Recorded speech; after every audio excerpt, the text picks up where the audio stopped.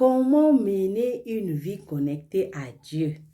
7 secrets pour y arriver. Frères et sœurs, il y a 90% de personnes qui regardent mes vidéos qui ne sont pas encore abonnées. S'il te plaît, si c'est ton cas, abonne-toi pour qu'on puisse se fortifier ensemble. 7 secrets pour arriver à se connecter à Dieu. Pourquoi c'est très important de se connecter à Dieu?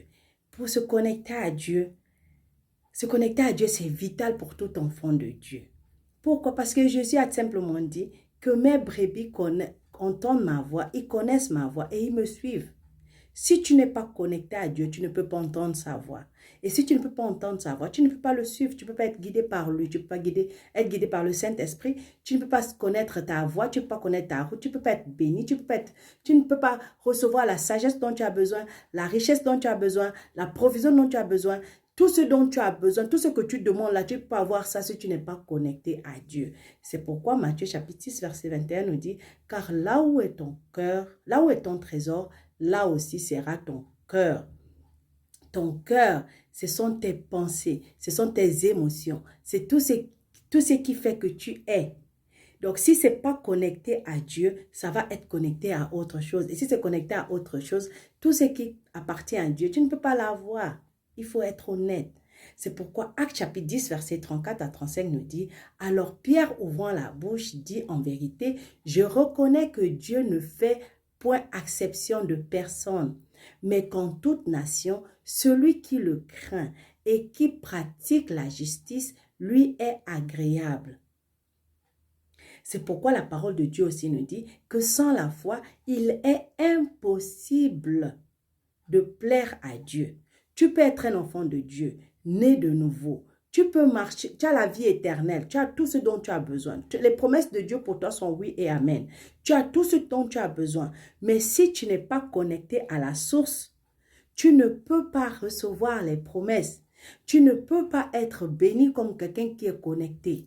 Tu ne peux pas avoir la grâce comme quelqu'un qui est connecté. Tu ne peux pas recevoir ce que quelqu'un qui est connecté reçoit. Donc, en clair, Dieu n'a pas de chouchou. Dieu n'a pas d'enfant préféré. Alors, qu'est-ce qui nous permet d'être connectés au Seigneur au haut débit? Voilà cette clé. Il faut toujours penser à Dieu comme la Bible nous dit, que nous sommes les pensées de notre âme. Proverbe chapitre 23, verset 7 dit que nous sommes les pensées de notre âme. Donc, si ton âme pense beaucoup à quelque chose, tu deviendras cette chose. Si tu penses que tu es pauvre, tu seras pauvre. Si tu penses que tu es malheureux, tu seras malheureux. Les gens vont te voir malheureux. Mais si tu penses que tu es riche, tu penses que tu as l'autorité, tu penses que tu es puissant, tu penses que tu es suffisant, tu sais que le Saint-Esprit en toi fait au-delà de ce que tu peux penser, imaginer. Tu sais que tu n'as besoin de rien parce que tout ce dont tu as besoin, ton papa pourvoit. Ça se voit sur ton visage. C'est pourquoi, premièrement, il faut t'imprégner de la parole de Dieu. C'est pourquoi Jésus dit que mon peuple meurt par manque de connaissance. Il faut te remplir de la parole de Dieu. Non pas pour une lecture rapide. Ce n'est pas de prendre la Bible et puis ou les gens qui font, je ferme la Bible, j'ouvre comme ça, là où je tombe, c'est là où je lis. Il faut prendre le temps de lire la Bible. Il faut méditer la Bible. Il faut méditer la parole pour que ça reste dans ton cœur. Deuxièmement, il faut laisser le Saint-Esprit agir dans ta vie, en commençant par le laisser te parler. Pour beaucoup de chrétiens, il n'est pas naturel d'écouter la voix de Dieu. Mais ceux qui y parviennent ont un bien merveilleux. Tu ne peux avoir une merveilleuse connexion que si tu peux te mettre à part, mettre tes pensées à part, mettre tes désirs à part, mettre tes attentes à part, et dire à Dieu, Père, parle-moi, je t'écoute. Je t'assure qu'il va te parler et tu vas l'écouter. Et c'est là que ta communion et ta relation avec lui serait plus facile parce que tu sauras ce qu'il attend de toi en ce moment. Troisièmement, il faut mettre en place des habitudes, des disciplines spirituelles, comme Jésus qui avait coutume d'aller prier dans le jardin de Gethsemane. Il faut avoir cette habitude de parler avec Dieu. Prends un temps, si ce n'est pas le matin, c'est la nuit, peu importe, Dieu est avec toi, il est en toi. Tu peux parler avec lui à n'importe quel moment. Prends cette habitude de prendre un temps de parler avec ton Père. Quatrième point, il faut louer Dieu par des chants. L'adoration nous connecte à Dieu. Quand on le loue par des chants, par exemple, on est rayonnant de joie et notre visage ne se couvre pas de honte.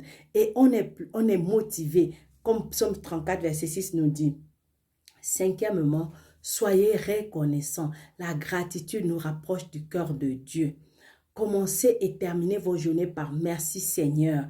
Puis citez au moins 5 choses pour lesquelles Dieu est reconnaissant. Qu'est-ce que les choses que Dieu a fait pour toi aujourd'hui?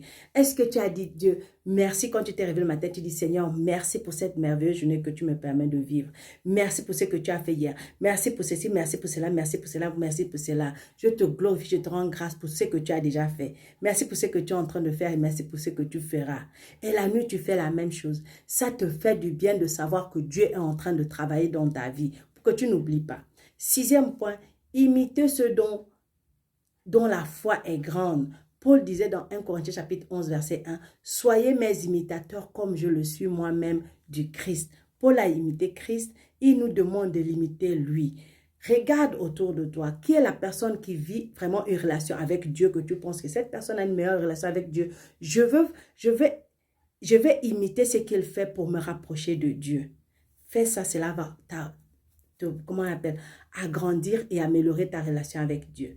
Septième point, dernier point, cherchez des modèles comme je viens de dire, imitez-les et tout naturellement vous verrez le Seigneur agir davantage dans votre vie.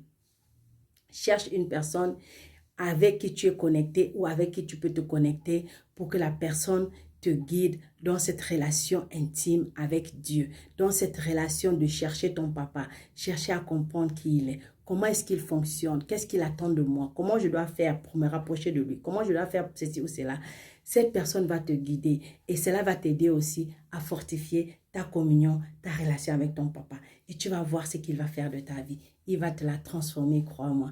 Mais il faut que tu le fasses entièrement confiance dans le process, dans le cheminement. Parce que c'est pas quelque chose qui se passe en un jour. C'est quelque chose que tu dois bâtir. Et ça prend du temps. Et dans ce temps, tu dois lui faire confiance pour ce qu'il est en train de faire entre-temps. Et si tu n'es pas encore abonné, abonne-toi. Shalom.